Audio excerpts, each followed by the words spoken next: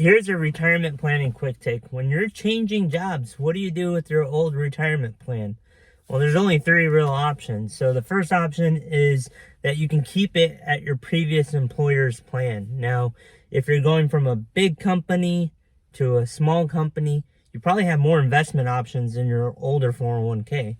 You may even have something called a self-directed plan where you can be able to buy and sell securities that are outside the 401k plan in a self-directed brokerage. So you may want to consider that as part of making that decision.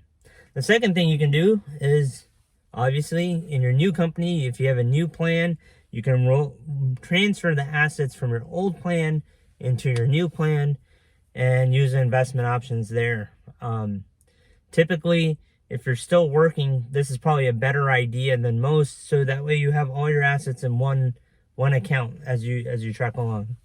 The number one thing that we see is that when people have several old 401ks, then the right hand is not talking to the left hand, and you'll find that you get a lot of overweighting in certain asset classes because, let's face it, if you're not logging into your 401k from 3 employers ago, you're probably not making that many changes to keep it up to date to your risk tolerance today.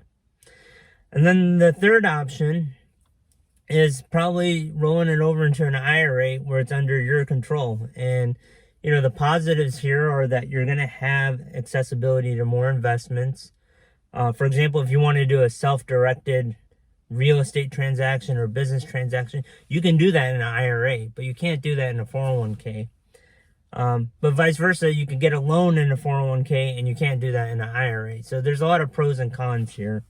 But those are the three main choices. And once you look at those three choices, you have to weigh the pros and cons out and figure out what's the best solution for you.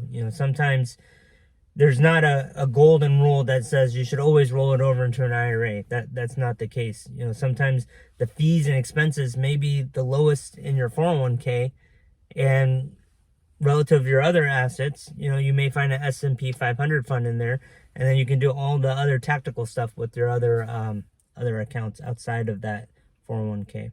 So hopefully that makes sense. So the point out here that I was trying to make is that there's no one right answer, and you have to, based off your situation, make a decision.